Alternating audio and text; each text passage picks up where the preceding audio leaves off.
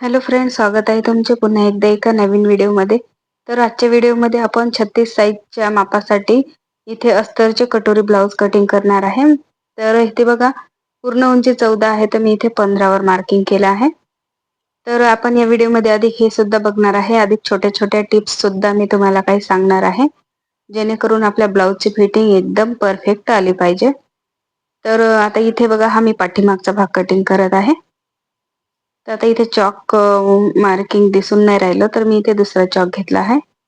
तर इथे बघा, आता यांचा शोल्डर जे आहे ते खूप रुंदी आहे.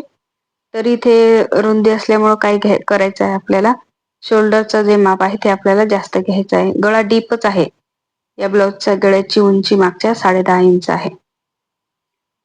तर इथे गळ्या डीप आहे तरी सुद्धा मी 6 इंच शोल्डर घेतले आहे, कारण की त्यांचं जे शोल्डर आहे ते खूप ब्रॉड आहे. तर आता हे बघा, आर्महोल पण इथे मी 6.25 इंच घेतले आहे. आता इथे आपल्याला अप्पर चेस्टचं मार्किंग टाकायचं आहे. आता बऱ्याचदा काय होते, आपल्याला फुल चेस्ट आणि अप्पर चेस्ट मध्ये फरक नाही समजत आणि कोणतं माप कुठं घ्यायचं हे नाही समजत. तर आपल्याला काय करायचं आहे, कधी पण डीप नेक ब्लाउज असेल तर अप्पर चेस्टचं जे माप आहे ते आपल्याला पाठीमागच्या भागामध्ये घ्यायचं आहे.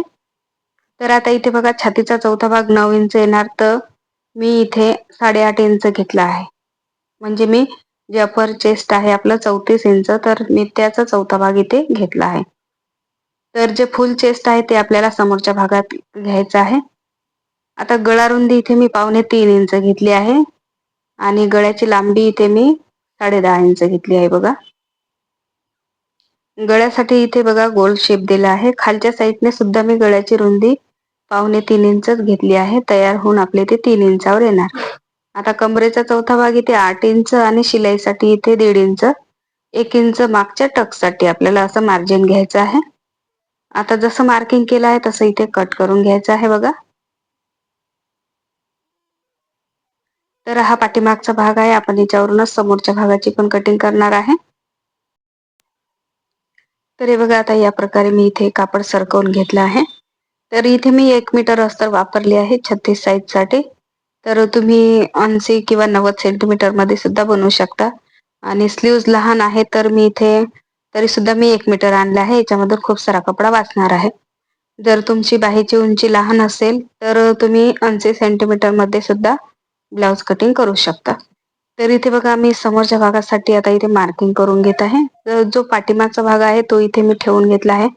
खालच्या साईडला फक्त आपल्याला 1/2 इंच किंवा अर्धा इंच एक्स्ट्राचा कपडा वाचला पाहिजे, कारण की आपल्याला क्रॉस पट्टी आहे, तर क्रॉस पट्टी जोडण्यामध्ये अर्धा ते 1/2 इंच एक्स्ट्राचा कपडा लागेल.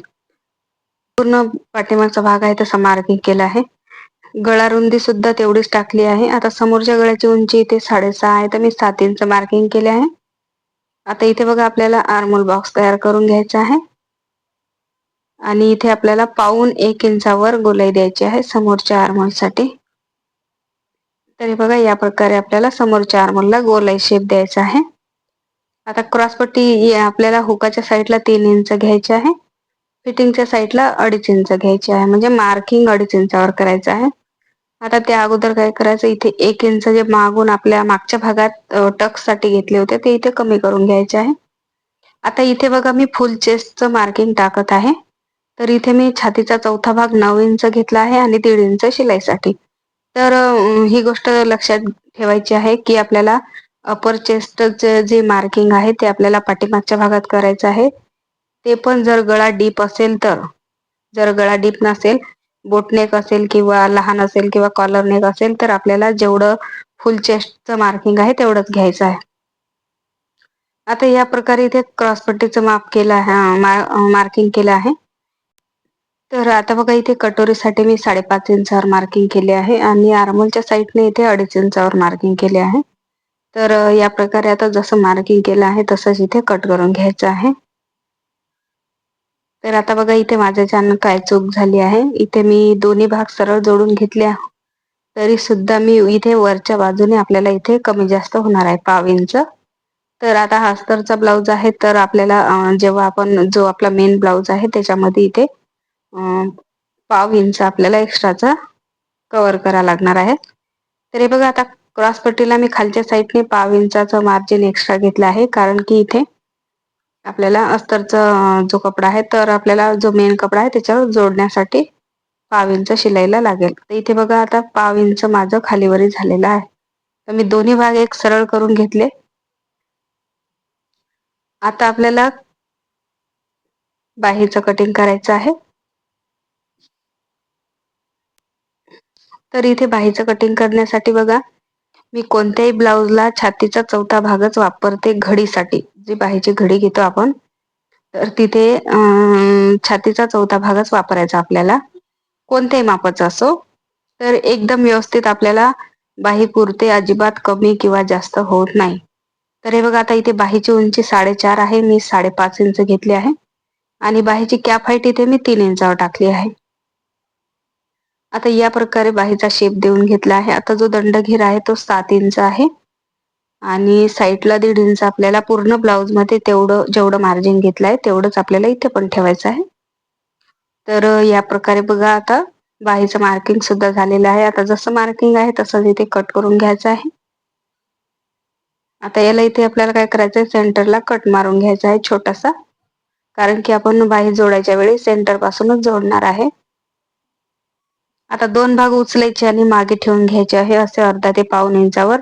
आणि या प्रकारे आपल्याला समोरच्या आर्मोल साठी शेप देऊन घ्यायचा आहे, कारण की जो पाठीमागचा भाग आहे त्याच्यापेक्षा आपल्याला समोरच्या आर्मोल मध्ये कमी कपडा लागते, तर थोडासा इथे आपल्याला शेप द्यावा लागतो.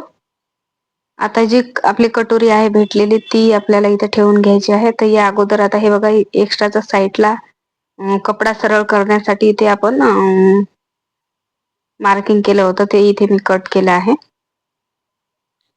आणि जसं आहे तसंच इथे मी मार्किंग करून घेत आहे पहिले. आता इथे आपल्याला किती वाढवून घ्यायचं बघा, दोन्ही साईडने इथे 1-1 इंच वाढवून घ्यायचं या प्रकारे. 36 साईज आहे, पण छातीचा भाग नॉर्मल आहे, तर इथे आपल्याला छातीच्या भागानुसारच आपल्याला इथे मार्जिन वाढवून घ्यायचं आहे. आता इथे बघा, या दोन्हीचं सेंटर काढून घ्यायचं आहे आणि खालच्या बाजूने इथं आपल्याला 1 इंचावर वाढवून घ्यायचं आहे. या प्रकारे 1 इंचावर वाढवून घ्यायचं आहे. आता आपल्याला हे दोन्ही भाग जोडून घ्यायचे आहे या प्रकारे. हा सुद्धा भाग असा तिरकस मध्ये आपल्याला जोडून घ्यायचा आहे. आता या साईडने दोन्ही बाजूने आपल्याला 1/2 इंचच वाढवून घ्यायचे आहे, फक्त शिलाईसाठी. आणि या प्रकारे शेप देऊन घ्यायचा आहे कटोरीचा. तर हे झाले आपल्या कटोरीची कटिंग. तर अशा प्रकारे बघा, खूप सोप्या पद्धतीने मी इथे पूर्ण अस्तर कटिंग सुद्धा केले आहे. आता एवढा कपडा वाचलेला आहे, याच्यामध्ये आपण जी कमरपट्टी आहे, आय हुक पट्टी, किंवा आपल्याला जर पायपिंग करायची असेल या ब्लाउजला तर पायपिंग पण करू शकतो. आता हा साडीतला ब्लाउज पीस आलेला आहे. तर इथे बघा, हे नवीन स्टोन वाली लेस आलेली आहे. तर हे डायरेक्ट आपल्या पट्टी होती लेसची, तर मी ती काढून घेतली आहे, कारण दोन्ही भागाला आपल्याला एकसारखी येत नाही जर असंच आपण डायरेक्ट कटिंग केली तर. तर त्यासाठी काय करायचं आहे, आपल्याला ही लेस काढून घ्यायची पहिले आणि नंतर जेव्हा आपण बाही पूर्ण कंप्लीट तयार करू, अस्तर वगैरे जोडून, तेव्हा आपण तो वरच्या बाजूने लेस पट्टी लावणार आहे. तर आता इथे बघा, ही जी डिझाईन आहे तर ती अशी उभ्यामध्ये ठेवायची आहे, कारण बऱ्याचदा काय होते, बायांना अशी उभ्यामध्ये डिझाईन हवी असते. तर या प्रकारे आता इथे मी जो पाठीमागचा भाग आहे तो कटिंग केला आहे. आता सेम तिथेच आपल्याला काय करायचं आहे, कपडा सरकवून घ्यायचा आहे आणि या प्रकारे बघा, समोरचा जो भाग आहे तयार झालेला तो इथे ठेवून घ्यायचा आहे. साईडने आपल्याला अर्धा इंच कपडा सोडून द्यायचा आहे. पूर्ण ब्लाउज मध्ये आपल्याला अर्धा इंच कपडा सोडून द्यायचा आहे. जर कपडा कमी असेल तर आपल्याला 1/2 इंच सोडून द्यायचा आहे. तर कपड्यावर पण डिपेंड असतं की कपडा आपला किती आहे. तर इथे बघा, आता याच भागात मी इथे क्रॉसपट्टी कट करून घेत आहे. तर अशा प्रकारे जर आपण ब्लाउज कटिंग केली तर कपडा कमी नाही पडणार आणि व्यवस्थित आपलं पूर्ण ब्लाउज मॅनेज होणार आहे. तर आता आपल्याला बाही कशी कटिंग करायची बघा. तर जी समोरची बाजू आहे लहान शेप दिलेली, ती या प्रकारे अशी ठेवून द्यायची आहे इकडे. तर इथे काय होणार, आपल्याला कमी कपडा लागणार आहे. या प्रकारे असे बरोबर ठेवून घ्यायचे. आता खालचे वरचे दोन्ही भाग कपड्याचे, जो ब्लाऊजचा मेन कपडा आहे त्याचे दोन्ही भाग आपल्याला पाहून घ्यायचे आहे. आता या प्रकारे पूर्ण ब्लाऊज आपले कटिंग झालेले आहेत. इथे